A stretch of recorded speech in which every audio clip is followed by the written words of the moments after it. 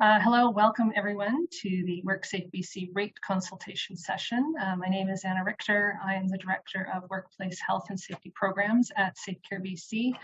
I want to start today's session by recognizing that we are gathered on the ancestral and unceded territory of First Nations, Inuit, and Métis people across BC.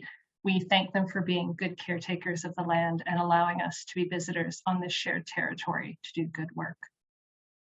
Before I hand the webinar over to our WorkSafeBC presenters, I just want to go over some housekeeping. A reminder for those who've just joined us, we are recording the webinar and it will be made available to you after the session.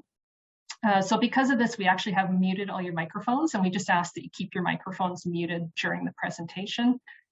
If you do have any technical issues during the webinar, please reach out to Marga in the chat and she can provide some technical support.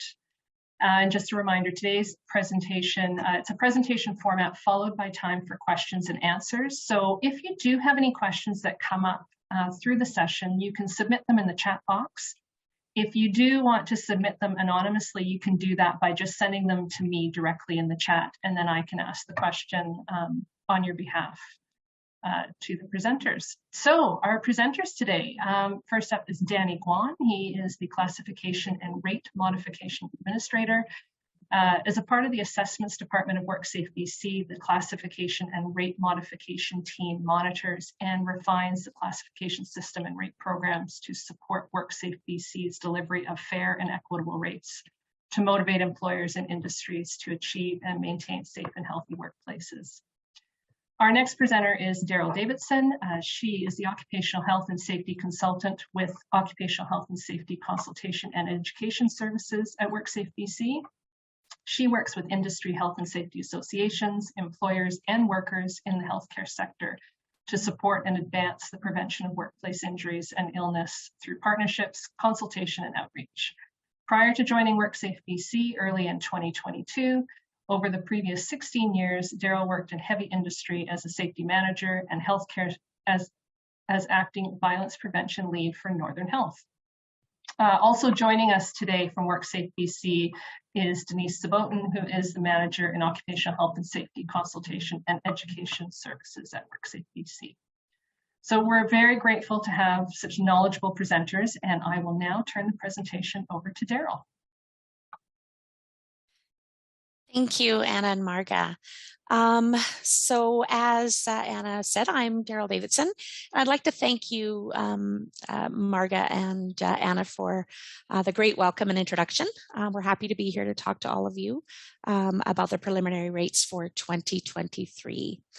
Now, throughout the presentation, I am going to go off camera just to save on bandwidth, so I'll do that now. I will just get started with the presentation. Okay, so the agenda for today's session will go something like this.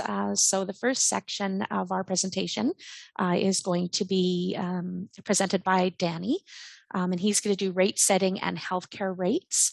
And then I will talk to you a little bit about time loss claim statistics, and then a little bit about WorkSafeBC resources. And then, of course, we'll have a period of time at the end of the presentation for questions.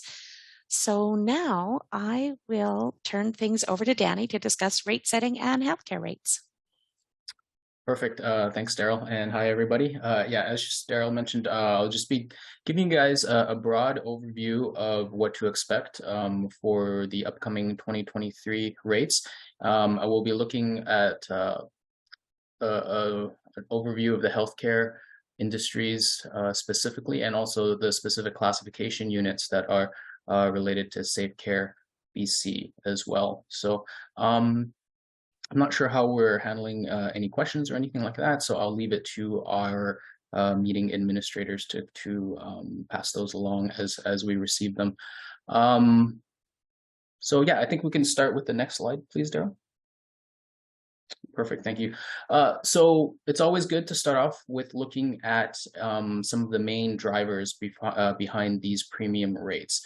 So the three factors are the number of claims, so the volume of claims that are put through the system, the specific costs that are attached to those claims, And last but not least, is our investment returns. So I mean, we all wish we could, but we don't really have too much control over what the investment returns look like. They have been good the past few years, but that's certainly no guarantee that that's going to continue. The two factors that a firm can control, though, to some degree, is the number of claims and the costs associated with those claims. So claim costs includes payments for things such as healthcare, short-term disability, bulk rehab, so on and so forth. Next slide, please. So this slide is just providing some summary results in comparison to the most updated data that we have. Sorry, running into some technical issues here. 1 second. There we go. So 2021's results are the most recent year's statistics that would impact the 2023 rates. Looking at some of the key results, we're seeing that the injury rate is 2.23 claims per 100 person years of employment. Looking at return to work, we're seeing just under 80% of workers returning to work within 26 weeks. In terms of our investments, our 2021 results of 12.7% return have exceeded our required rate of 7.1%. Which is also above the investment policy benchmark of 10%. Looking at the 2023 preliminary average industry base rate, it is remaining flat at 1.55%, which has been the same since 2018. You do need to keep in mind, though, that this is the average industry base rate, which is derived by taking the average of all the rates of each classification unit in our system. So it's more of a broad overview as to how the rates are doing as a whole. Obviously, certain classification units will be seeing rate increases, while others are going to remain the same, while others may be seeing decreases. But the overall average at the end of all of that is a flat rate of 1.55%. Next slide, please. So for this slide, we're still referring to the average base rate again. So another broad overview, but this time with some historical data in there, so that you can see what the ongoing trend looks like. The story here is that the green line, which is the average base rate, has been consistently below the blue average cost rate line since 2007. So this indicates that due to favorable investment returns, we've been able to discount the rates below the cost to the actual system since 2007. Looking at the overall chart, we're seeing we're starting to see higher costs that we haven't seen since 2015. Prior to 2015, you would have had to go as far back as 2004 to find a cost rate that was higher. However, despite these cost trend concerns, the 2023 average base rate is remaining flat and has done so for the past few consecutive years, as you can see. Next slide, please. So this chart just gives you another broad overview. So this is showing you the overall spectrum and magnitude of various rate increases or decreases. So we're seeing for 2023, about 50% of firms will be receiving a base rate decrease. 30% of firms are likely to see an increase, and about 13% of the firms are going to remain unchanged. And the bullet points in the bottom just give you some rough figures as to how many employers within those categories are going to be impacted, and across how many classification units. Next slide, please. So this slide provides an overview of WorkSafeBC's overall insurance model and how our classification units are built up into rate groups for the purposes of rate setting. So essentially, each classification unit represents one or more industries operating in BC. Firms or WorkSafeBC accounts are then placed together with their peers into, and competitors into one or more of those industry classification units. Most industries, though, aren't large enough for us to calculate insurance rates just on their own.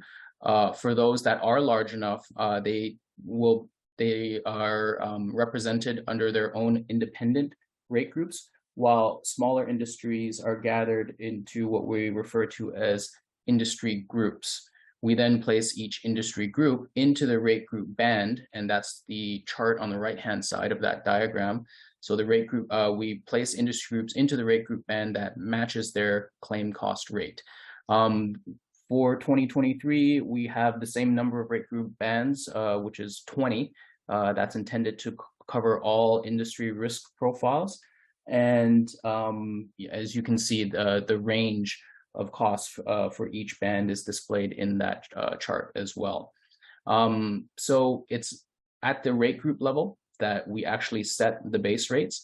And there are many factors involved in establishing a base rate, but primarily it has to allow for the cost of claims and future liabilities associated with those claims to be covered. So it's therefore reasonable to think and logically kind of deduce that classification units with higher risk industries will tend to have a higher base rate. And I think there's plenty of information on our website as well if you want to take a deeper dive into your industry's specific classification unit and the various components that go into building the base rate and where it's placed within this whole classification structure of industry groups and rate groups. But as I said at the beginning, we will be taking a specific dive into the classification units that are relevant to SafeCareBC. Next slide, please. So what you're seeing here are the rates in the healthcare and social services subsector that we're expecting for 2023. At this point in time, the final rates have not yet been approved. However, it's very likely that this is what you can expect for 2023. So if we take a look at the healthcare and social services subsector overall, we're seeing that about 6 of the industries in there are can expect a rate decrease, most likely. 4 classification units are going to remain unchanged, and the remaining industries are seeing rate increases anywhere between 17 to about 20%. And we've highlighted the 2 classification units that SafeCareBC's members are registered under, which is CU 766006, Community Health Support Services, and Classification Unit 766011, Long-Term Care. Next slide, please. And so first and foremost, we'll take a bit of a deeper dive into community health support, the Community Health Support Services classification. So this classification unit is within its own rate group and has been for a number of years. And so therefore, its rate is calculated based only on the industry's own costs without any influence from any other healthcare industries. Without influence from other industries. SafeCareBC members do share this rate group with the health authorities. Claim costs have been increasing since 2014, as you can see on the chart there. We have limited the base rate increase to 20% back in 2022. And the reason that the charged rate, which is the actual base rate that's charged, remained below the cost rate was due to investment returns and capping of increases. So we typically cap both increases and or decreases at around at 20%. So we've again limited the base rate increase for 2023 to 20%. Although, as you can see from the chart, it's still resulting in a rate increase that's in tandem with the cost rate increases. So as an outcome of this, what that means is that there is likely to be a further increase expected for the following year. And that's due to the amortization component, which represents the deficit which needs to be made up due to the 20% capping that we intend to apply for 2023. So that deficit will continue to grow, and it will have to be collected back in the form of a likely further increase in following years. Next slide, please.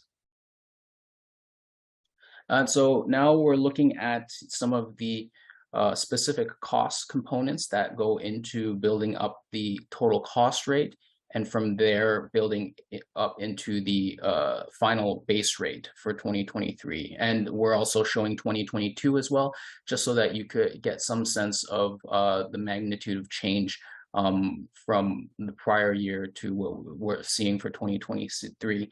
So we can see that cost rate, cost increases across short-term disability, long-term disability, vocational rehabilitation has some increases, and a lot of the other categories as well. We can see some minor decreases in survivor benefits and our experience rating imbalance adjustment. On the right-hand side, you can see an increase to the amortization adjustment as a result of what I was mentioning earlier, which is the increase in the deficit due to capping.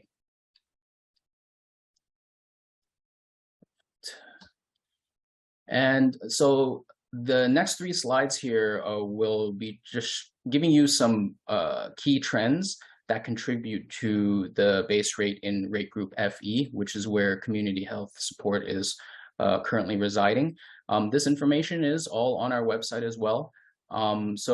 And overall, I guess we could say that these trends are similar in direction and scale across many of the healthcare industries that we're seeing for 2023, such as acute care and long-term care as well, which is another classification unit that we'll be taking a deeper dive into. So the circle that you see on the table there is just showing you the overall magnitude of change dating back from 2017, and then comparing the change as well between 2020 and 2021. 2021 is the most recent available data, full year's data that we have.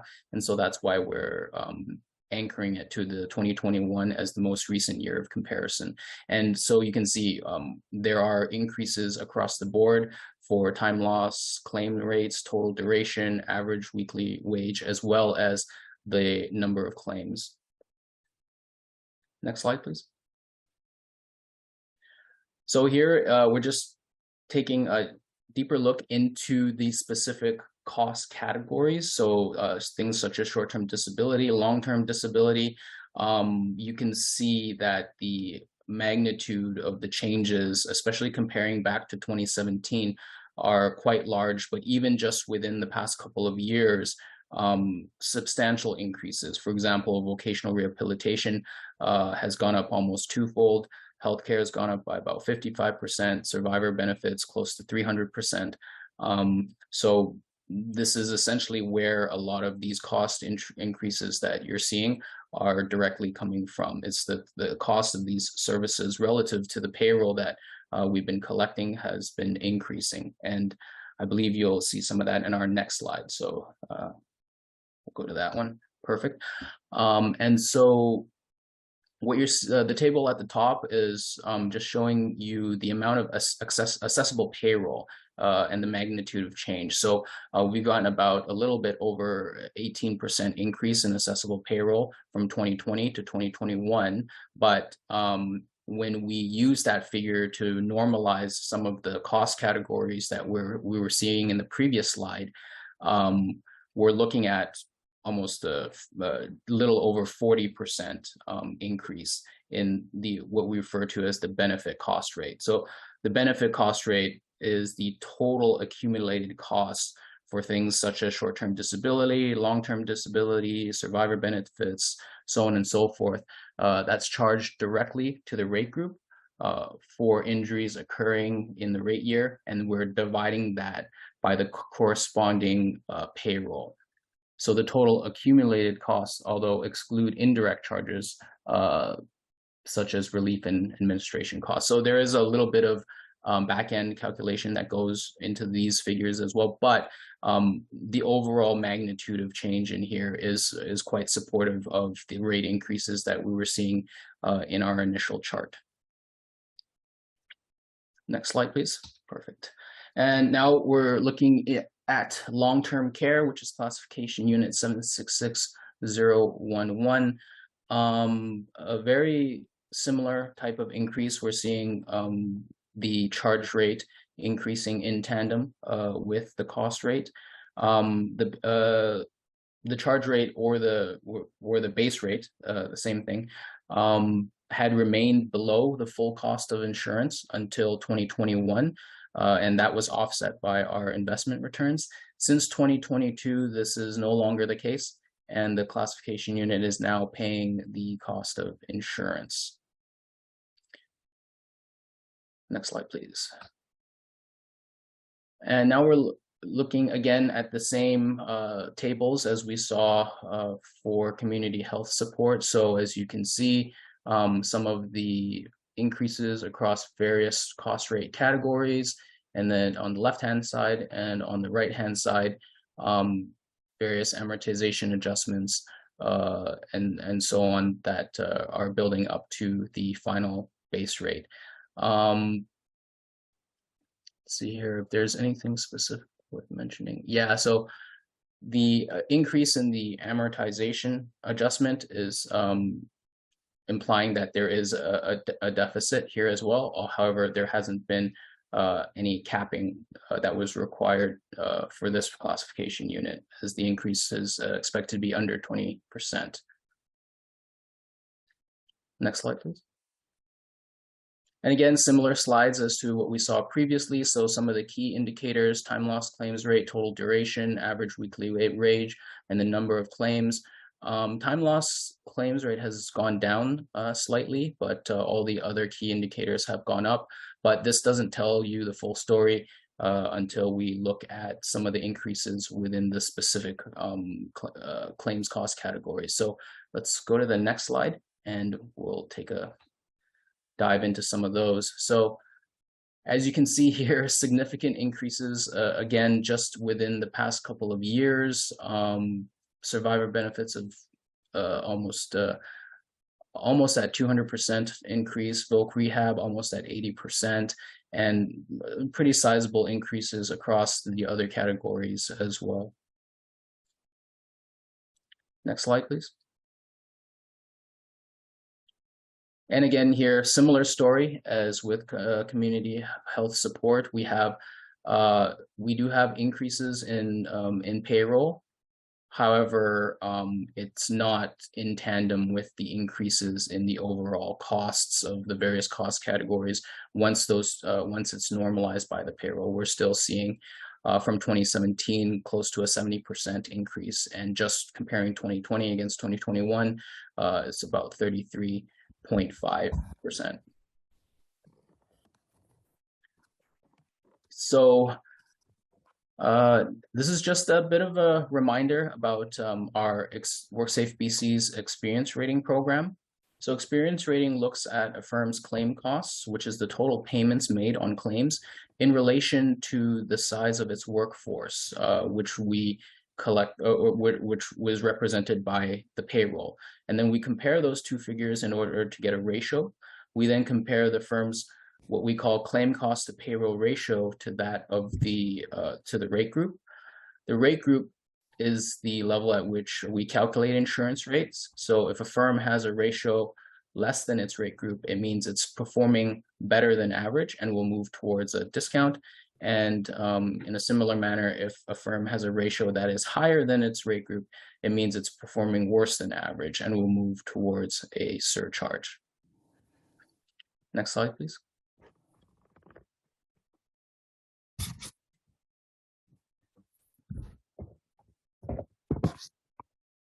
Oh, perfect. So with experience rating, theoretically, you can get as much as a 50% discount off of your base premium rate, or as much as a 100% surcharge. As I mentioned before, it all comes down to that comparison of claim cost to payroll ratio against the average for your rate group. Again, if you're performing better than the rate group, you'll be trending towards a discount up to a maximum of 50%. If you're doing worse than the rate group, you'll be trending towards a surcharge up to a maximum of 100%.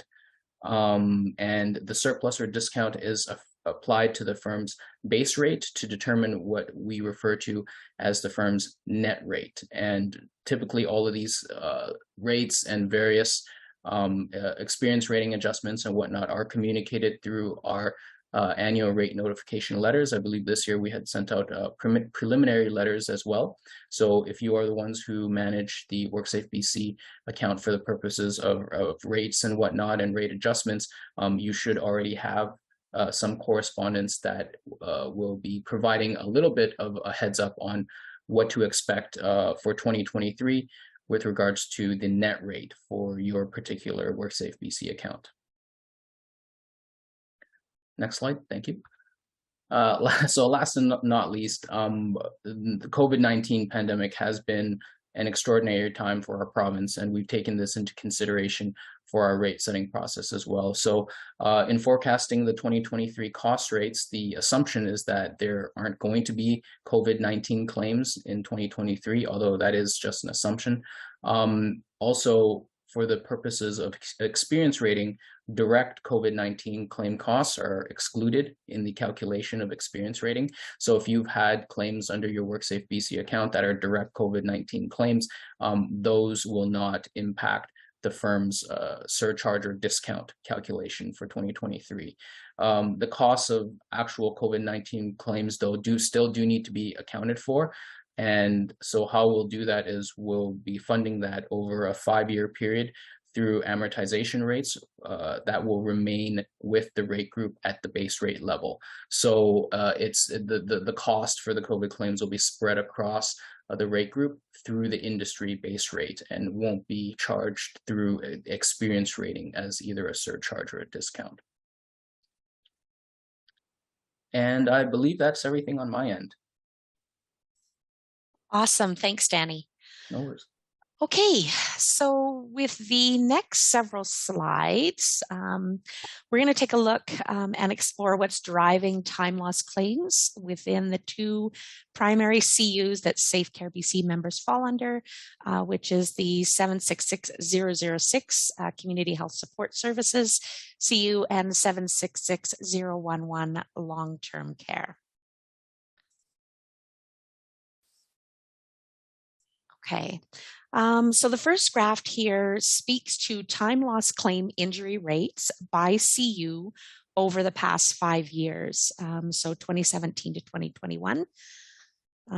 We've also graphed, in addition to the CU-specific time loss claim injury trends, the trend lines for SafeCareBC members. So if you take a look here, the dotted line represents the BC average time loss claim injury rate for all of the CUs. The orange line represents all BC employers in community health support services. So that's 766006.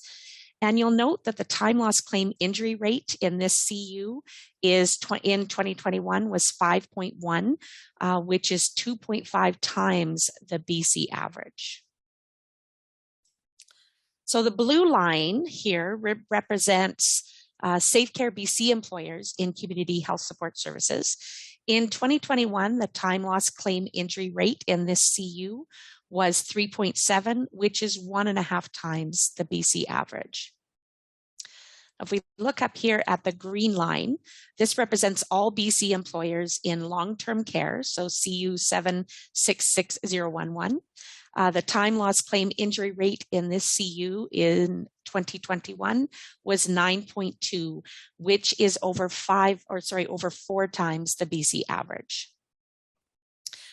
The red line represents SafeCareBC employers in long-term care. In 2021, the time loss claim injury rate in this CU was 8.6, which again is almost 4 times the BC average.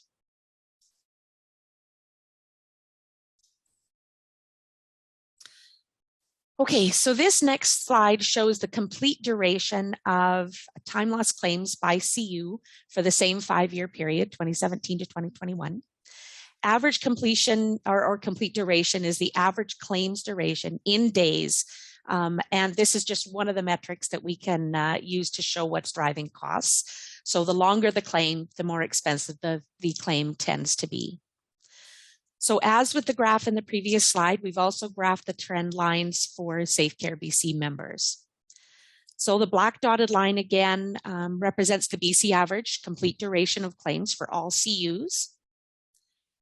The orange trend line here represents all BC employers in community health support services. And you'll note that the average complete duration of claims in this CU for 2021 was 71 days. This is almost twice what it was in 2017, which was 44 days. So the blue line here represents SafeCareBC employers in community health support services. In 2021, the average complete duration of claims in this CU was 79 days. This is almost twice what it was in 2017, which was 48 days. And if we look at the green line here, this represents all BC employers in long-term care. And the average complete duration in this CU in 2021 was 62 days, which is a 30% increase from 2017, which was at 48 days. So then if we take a look at the last line here, the red line, that represents SafeCareBC employers in long-term care. And in 2021, the average complete duration in this CU was 54 days, which is slightly above what it was in 2017 at 52 days. So work days lost is another metric we can use to measure the impact of time loss claim injuries in these two CUs. So in long-term care, the total work days lost in 2021 was 194,653, which is equivalent to 779 full-time workers missing from the sector. So that's assuming a 250 work days in a year. And in community health support services, the total work days lost in 2021 was 99,456, which is equivalent to 398 full-time workers missing from that sector. So again, assuming a 250-day or work days in a year. So this underscores what we already know. Preventing injuries and having effective return to work programs is important and can have positive impact on industries such as healthcare that are facing significant human resource shortages. Okay, so this slide here shows the cost of the time loss claims in these two CUs, and it is in the tens of millions of dollars. So the green line represents all BC employers in long-term care. The time loss claim injury cost for this CU was almost 26 million in 2017, and in 2021 it was over 41.5 million. That's a 60% increase in just 5 years. So the red line represents SafeCareBC employers in long-term care. In 2017, the long-term time loss claim injury cost, in 2017, the time loss claim injury cost for this CU was almost 16.5 million. And in 2021, it was 25.5 million. That's a 54% increase. So now if we take a look at the orange line, that represents all BC employers in community health support services.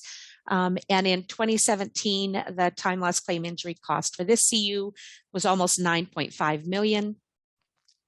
And then in 2021, it was just under 21.8 million. That's a 130% increase.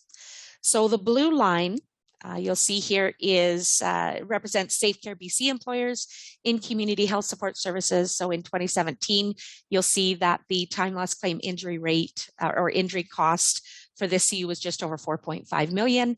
And in 2021, it was just under 5.2 million, about a 16% increase. Okay, so the next couple of slides, the next 3 slides actually, will speak to the top 5 accident types and the proportion of time loss claim counts by occupation from the 2017 to 2021 within the community care CU only. Okay, so this graph shows time loss claim counts for the top 5 most common accident types, that's WorkSafeBC category types, by time loss claim counts in the whole community health support services CU for that 5-year period we've been talking about. The CU level is what drives the rates. So in community health support services, you'll note that overexertion was the, that's represented by the orange line, is the accident type with the highest number of time loss claims, 610 in 2021. And this accident type, as you can see, has been trending up since 2018. So you can see it's gone up this way. So the falls on same level, which is represented by the blue line, so that's your slips, trips, falls type of incidents. Those are represented, we've got the second highest number of time loss claims, which is 181 in 2021. The MVI, or motor vehicle incident rate, or type, which accident type, which is the light red line, that one's right down here. You can see it starts down below in 2017 and pops up just above the other two in 2021. And it is the third highest number of time loss claim injuries at 125. Acts of violence, which is represented by the green line, you'll see here is the fourth highest number of time loss claims in the CU with 106 in 2021. Other bodily motion is the one that you'll see represented by the dark red line. And in 2021, there were 99 time loss claims. Okay, this last graph here in this group shows the top 5 most costly accident types by time loss. Sorry, it looks like it didn't. Oh, maybe it did. Yeah, it did, sorry. You'll note that overexertion which is represented by the orange line, is the accident type with the highest costs associated with this, with it in the CU, and that's 6.4 million in 2021. The acts of violence accident type, represented by the green line here, has the second highest associated costs at 2.8 million in 2021. And then the falls on same level accident type, which is represented by the blue line, has a third highest associated cost at 2.7 million in 2021. The other accident type represented by the dark red line that you see here. Sorry, I just lost my place here for a sec, just a moment. It's not in the top 5 for counts, but it is for costs at over 2.4 million in 2021. So other accidents that can include exposure to traumatic or stressful events. However, mental disorder claims may be present in other coded accident types as well. And we do have a few slides further on down in this presentation that speak more to mental health disorder or mental disorder claims. The MVI accident claim is the 5th highest cost, and it's represented here by the light red line. So the cost associated with each of these accident types has been trending up over the past several years, with overexertion almost 2.5 times what it was in 2017.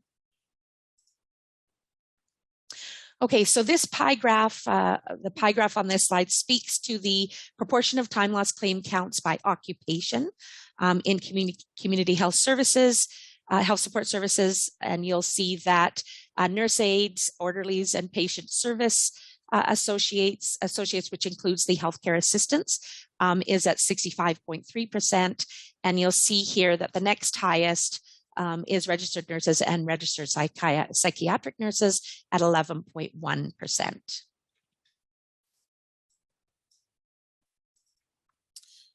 Okay, so moving into long-term care, and I'll try to move through this a little bit quicker because this is taking a little while. I apologize. So this graph shows time loss claim counts for the top 5 most common accident types in the long-term care CU over the same 5-year period. You'll see here or you'll note in long-term care that overexertion, represented by the orange line, is the accident type with the highest number of time loss claims. This is similar to what we saw in community health support services, although the claim count in long-term care is double what it is in community health support services. And then you'll see, I won't go into the detail, but you'll see that acts of violence, represented by the blue line, exposure to toxic substances, which we should just quickly note that you won't be surprised that after 2019, there was an increase, quite drastic increase, and exposure to toxic substances also includes COVID-19 claims within that, which likely accounts for that sharp increase. Okay, so the next slide here shows the top 5 most costly accident types by time loss costs in long-term care. And you'll see that overexertion again hits the top of the 5. It was 15.4 million in 2021, which is a 40% increase from 2019. Then you'll see acts of violence. You'll see how it has trended up slightly as well. In 2021, it was 7.9 million, which is about a 20% increase. And then you'll see that the green line is represented by falls on same level. Dark red line, exposure to toxic substances. Again, you'll see that same increase we saw on the last slide. And then struck by is represented by the orange line. Okay, next one. Okay, so you'll see here in this slide, or this the pie graph on this slide speaks to the proportion of time loss claim counts by occupation. So again, nurse aides, orderlies, and patient service associates is the highest there at 64.2%, and 11.2 is the next one in line with the licensed practical nurses. Okay, so the next 2 slides speak to mental disorder claims, which have seen an increase within the healthcare industry within the last few years. Every spring, WorkSafeBC publishes an update to its media backgrounder on mental disorder claims. 3 years of data is provided, including breakdowns by industry and by occupation.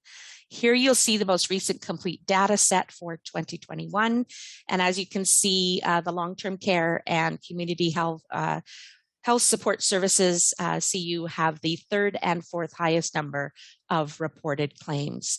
Not all claims registered receive an allow or disallow decision. Okay, so we will make a PDF copy of this available to you later, and then you can revisit it in other links that are provided throughout the presentation. You'll see there's a link down here for you. Okay, this next slide speaks to claims reported by occupation. You'll see that this table, there's a high number of claims reported in 2021, 6,352. And that's an almost 1,000 reported claims increase from 2020. So that's fairly significant. And healthcare assistance accounts for the 5th highest number of mental disorder claims reported.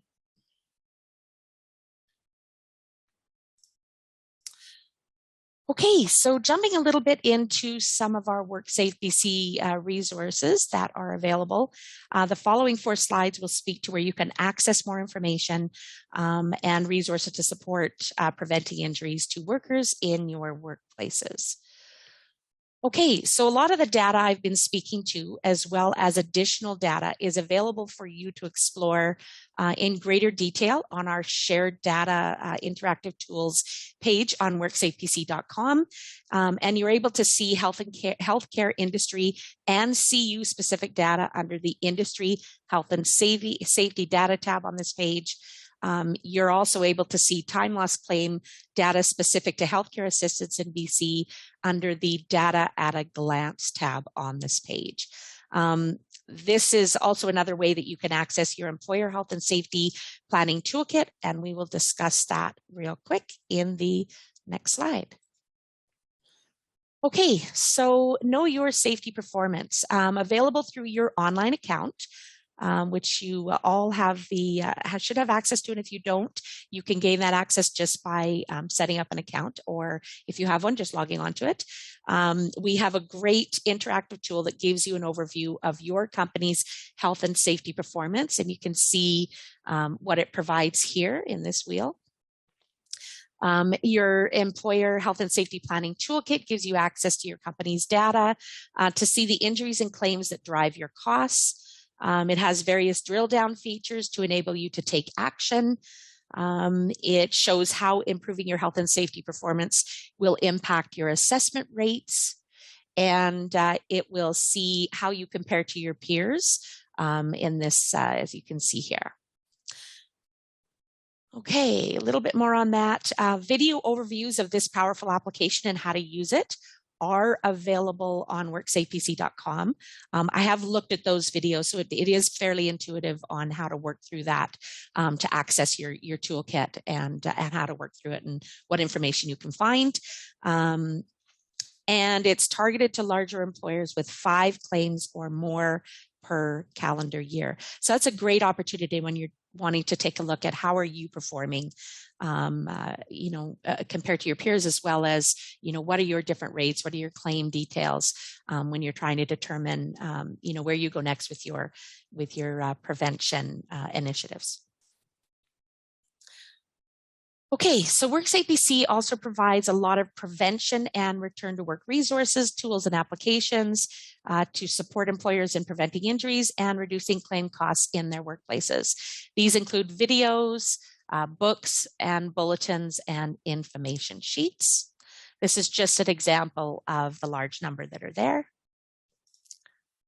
And if you go a little bit further, you can also dive into MSI Prevention Resources, which of course we saw earlier in the data that we talked about in the earlier slides, that MSI injuries account for the highest percentage of time loss claims for healthcare assistance across the province. So to support employers and workers within the healthcare industry with prevention of MSIs in the workplaces, we have several resources available through WorkSafeBC.com that can be accessed through our patient handling page.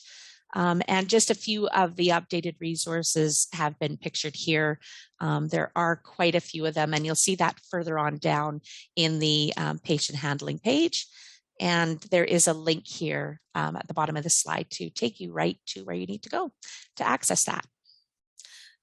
Okay, so WorkSafeBC works closely with a number of health and safety associations, as you'll see on this slide, 13 in total. And SafeCareBC also has a number of tailored resources to support MSI prevention and other department-specific topics. Your HSA is funded from your premiums, and if you pay a levy, you are a member of your Health and Safety Association, SafeCareBC. Okay, so we've given you a lot of information throughout this presentation, and we have some time now to your questions. So I'll turn it over to Anna if you want to run this section. Sure. Thank you so much to Danny and Daryl for a great informative presentation. At this time, I'd like to turn it to the floor. So if you have any questions, there weren't any put in the chat during the presentation, but if you do have a question now that you would like to pose to either Danny or Daryl, feel free to unmute yourself and you can ask the question, or you can pop it in the chat for them to answer.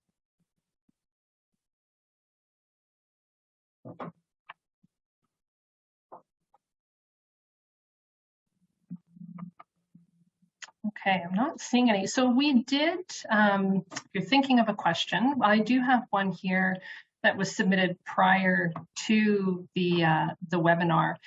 And Daryl, you mentioned in your webinar, we saw that there are significant costs related to people being off work due to injury. I think your words were, the longer the claim, the more expensive it is. So what kind of return to work strategies could you recommend to our members? So while we're not the return to work folks, we're really focused on, prevention. We do have a number of return to work related resources on our website, and we encourage you to take a look at those. And then if you have any specific questions related to return to work, they would definitely be best directed to that particular group, the return to work folks. But if you have a question that you want to pose to me that I can take, back to that group and get an answer, I can bring that back to you as well. Okay, perfect. That's great.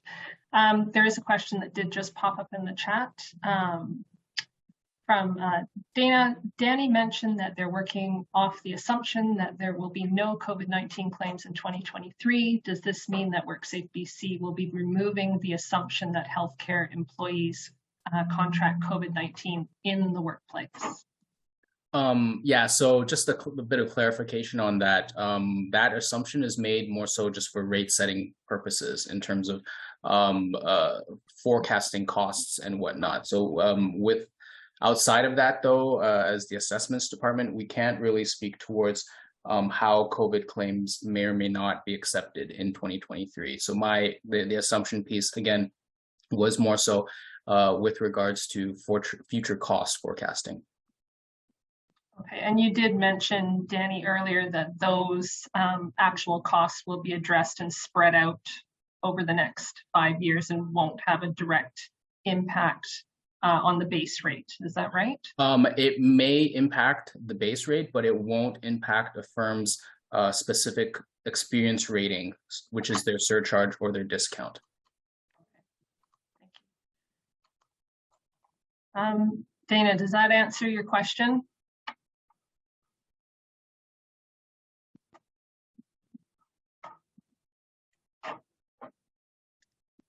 Okay.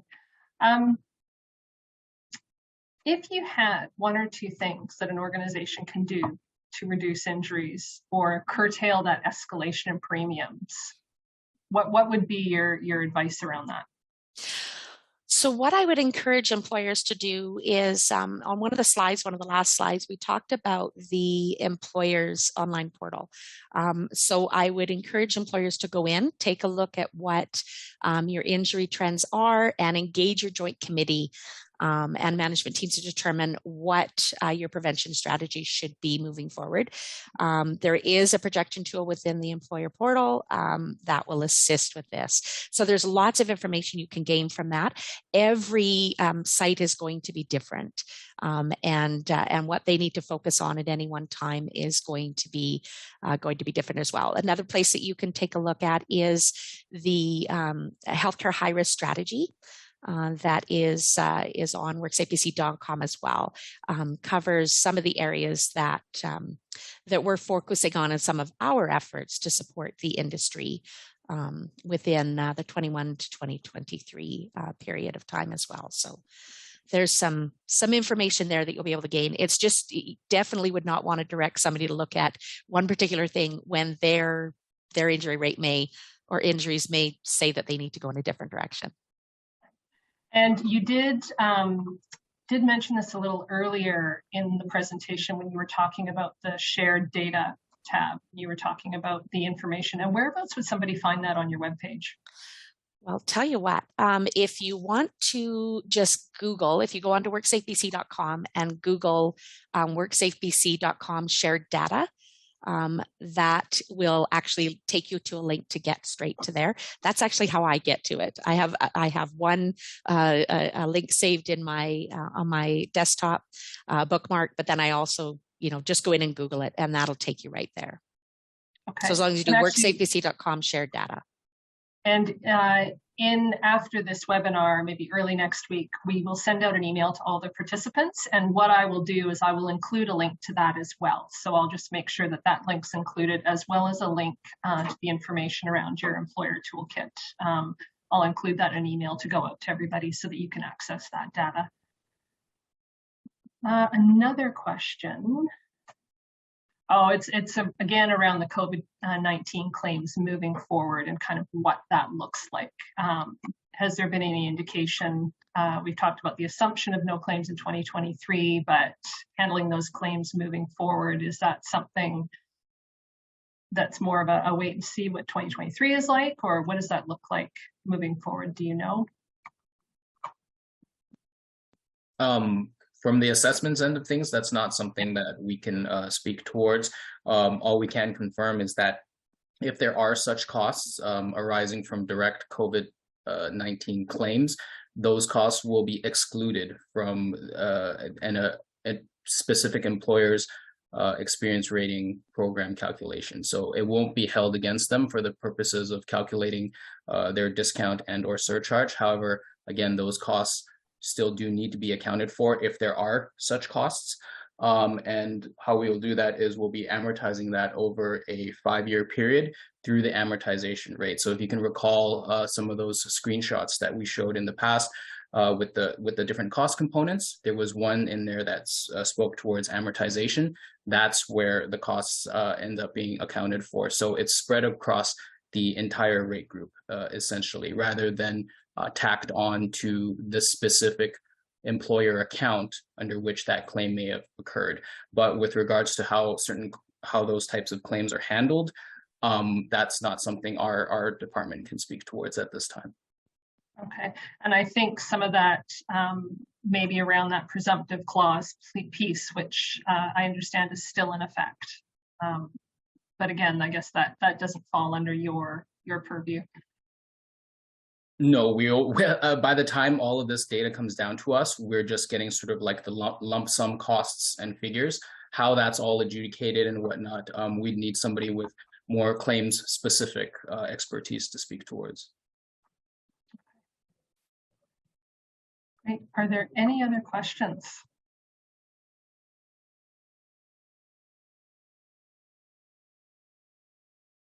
Okay, not seeing any. If any questions come up at all after, feel free to email us at info@safecarebc.ca, and your question will go to the right team member, and we can certainly reach out to either Daryl or Danny for follow-up. I do want to thank Danny and Daryl again for sharing their knowledge, answering our questions. And I wanted to thank everyone here for all the work that you're doing in the sector and taking time out of your day to attend the webinar. If you have any questions at all or any health and safety assistance, we're here for you, and we can help you where needed. Like I said, reach out to us at info@safecarebc.ca. And thank you so much for everyone for attending today, and I hope you enjoy the rest of your afternoon.